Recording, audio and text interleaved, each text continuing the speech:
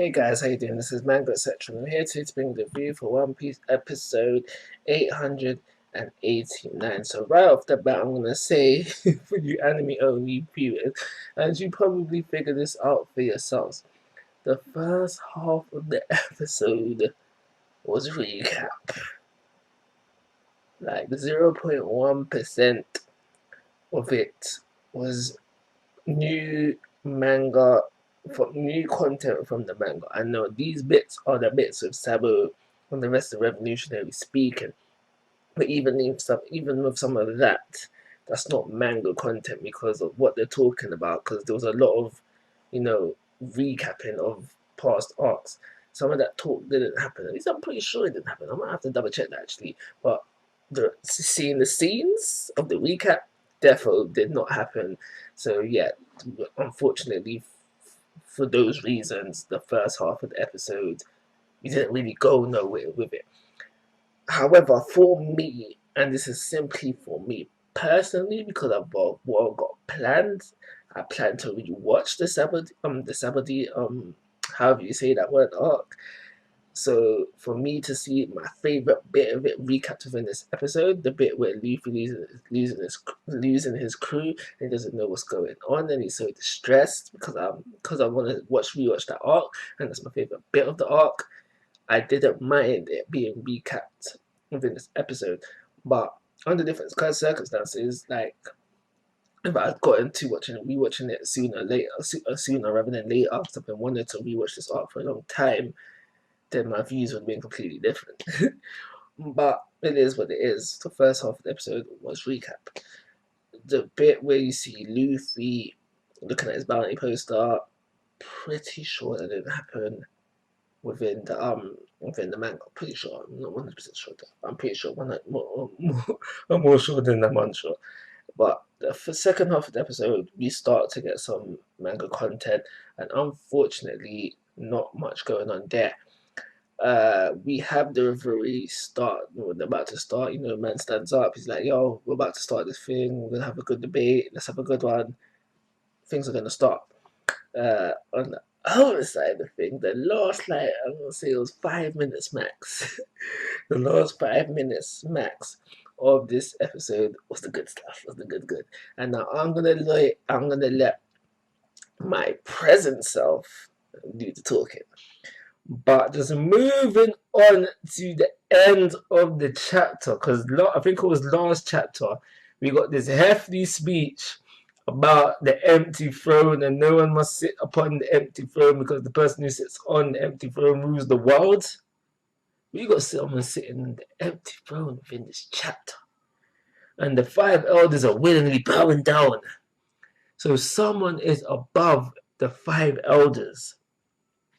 But let's talk about this cloak figure, because at the end of the chapter, we get revealed the eye. His rest of him was covered in shadow, but we get revealed the eye. And now that eye looks similar to Mihawk's. So I don't blame you for automatically thinking, okay, this is Mihawk. And I'm not here telling you, no, this is not Mihawk. But I don't think that it is Mihawk. It is a possibility. It would be an interesting way to deep his character. But for me, that would be kind of, just ever so kind of coming out of nowhere. So I do hope it's not Mihawk, but I am okay with it being one of his family members. And the person that was Mihawk, sorry about that, as I was saying, I think that the person that was Mihawk is the person that is bowing down, saying, yes, your highness. Regardless of that, regardless of who it is right now, what is most important is that it seems like that this person, be it Mihawk or somebody else, family member, clan member, whatever, someone completely new, whatever, it seems like this person wants Blackbeard dead, Luffy dead, and Mermaid Princess dead. That is definite. Or at least captured, because we've seen them with the wanted posters of obviously Luffy and Blackbeard, and Mermaid Princess not a pirate, not wanted, so she doesn't have a wanted picture. But he's got these guys' pictures stabbed with a knife, so he wants these guys for something, dead or alive. Well, he wants them for something, and we'll see what happens, innit? But that came as a real surprise to me because up until now we are told Like the 5 elders are top tier, like they're the tops. So to have someone now above them is like, ooh. So what is going on here? But however, now that I've seen it animated, my views have slightly changed on what is going on. Simply because see animated hair voices and that kind of stuff. So if I'm remembering correctly, I previously said that the person that Emu is talking to might be Mihawk based on the eye. No. That view has changed. And that's simply because we get to hear the voice within this episode. And the voice does sound feminine. Obviously, we've heard Mihawk's voice before, unless Mihawk's gone through a voice change that can't be Mihawk. And even just thinking about it from now, it's all based on the eye, and I feel kind of silly about this. But yeah, thinking that it could be Mihawk, and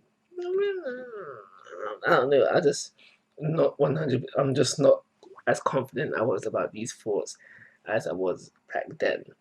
So one thing that I do want to mention now, though, is that in the manga, I'm not like it's been a long time since I read it, but in the manga, I don't because I feel like this is something I want to forget. In the manga, the Dressrosa princess's picture was not shown at all, but it was shown here. And I'm gonna need to go back and check. But I feel like that's something I wouldn't forget. But yeah, moving on. Imu rolls into the throne room. You see his eye in color now. His eye is red. Now again, like I said, I'll say Mihawk's clan, family members, whatever. Then it still could be the case, but the eye is red and Mihawk's eye is yellow. So I'm losing a lot of confidence in my thoughts. But regardless of that, it's the guy who sits on the empty throne. Who is this guy? What is he about? Is he going to be strong? There's just so much going on. Because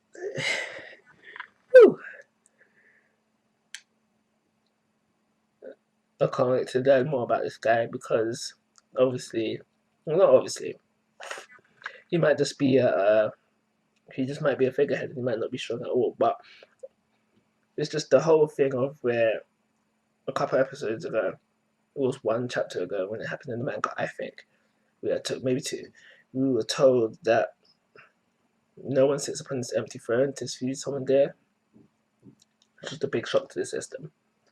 So because the first half of the episode was recap, because there was not much manga content really given, and simply because I think it's the build up to it as well. Because when I was reading it in the manga, like there was a build up, like this whole manga chapter where this was revealed, there's a whole build up of excitement, and then this big excitement at the end. There was no build up to it within this episode. It was just recap, find out the reverie started, and then this. There was no build up into the excitement. And so for those reasons, I'm going to give it a 2-star rating. Call it a review. Like always, guys, I'm asking for your thoughts and opinions. If you haven't already, please go to my YouTube channel. Most importantly, take care. Have a nice day.